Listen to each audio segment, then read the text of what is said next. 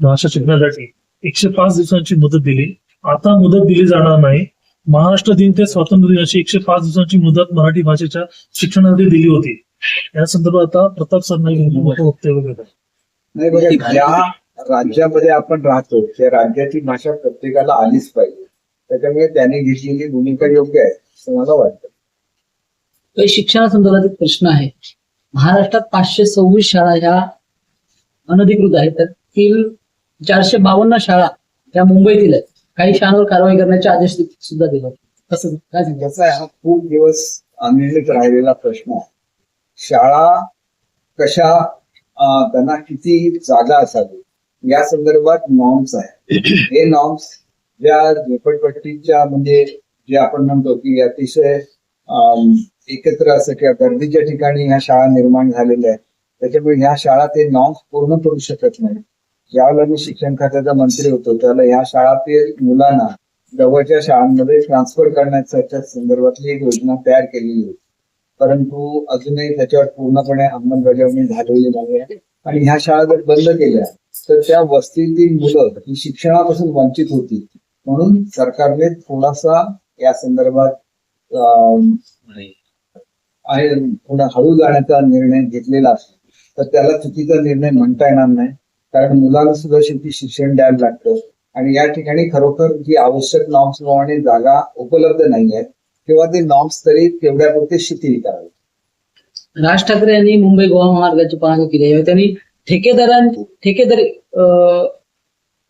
ठेकेदारांमुळेच हा मुंबई महामार्ग रखडल्याचं म्हटलंय आणि टक्केवारी घेतली जाते असं त्यांनी आरोप केलाय. मला असं वाटतं की हा जो महामार्ग आहे तो शेवटी एकदा गणपतीच्या पूर्वी पूर्ण व्हावा म्हणजे सर्वच कोकणवासियांची भावना आहे. आणि त्याप्रमाणे रत्नागिरीचे पालकमंत्री, कारण आमचा तर मी स्वतः पालकमंत्री असतानाच तो पूर्ण झाला नाही. आमचा महामार्ग पूर्ण होऊन 12 वर्ष झाले. रत्नागिरीतला गणपतीच्या पूर्वी होईल असं तिथल्या पालकमंत्र्यांनी घोषणा केलेली आहे. त्याचं मी स्वागत करतो, कारण गणपतीमध्ये एवढ्या मोठ्या प्रमाणात लोक येतात की भारतातलं सगळ्यात मोठं मायग्रेशन हे गणपतीच्या काळामध्ये मुंबईमधून कोकणामध्ये होतं.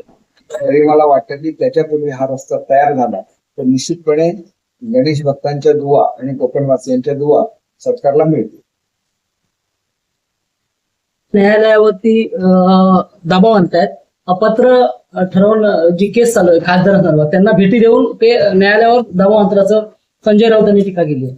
संजय राऊत नेहमी काही म्हणून शेवटी खासदार हे लोकनियुक्त प्रतिनिधी आहेत, ते कधीही पंतप्रधानांना भेटू शकतात. त्याच्यामध्ये काहीही चुकीचं नाही आहे आणि त्याच्यामुळे त्याच्यावर न्यायालयावर कसा दबाव येणार हाच मुळात प्रश्न आहे. असा दबाव येऊच शकत नाही, कारण भारताची न्यायव्यवस्था ही जगातल्या सर्वोत्कृष्ट न्यायव्यवस्थेपैकी एक आहे आणि त्याच्यामुळे अशी कोणी मनात शंकाही घेण्याचं कोणतंही कारण नाही. शरद पवारांची राष्ट्रवादी आणि भाजपमध्ये काहीतरी शिस्त आहे असं विजय वडेट्टीवार यांनी म्हटलंय. खासदार भेट घेणार आहेत अमित शहा यांची, शरद पवार त्या संदर्भात त्यांनी वक्तव्य दिलं. एक गोष्ट अशी आहे की केंद्रामध्ये मजबूत असं शासन असलं पाहिजे तर जे चांगले चांगले ठराव आहे ते मंजूर होऊ शकतात.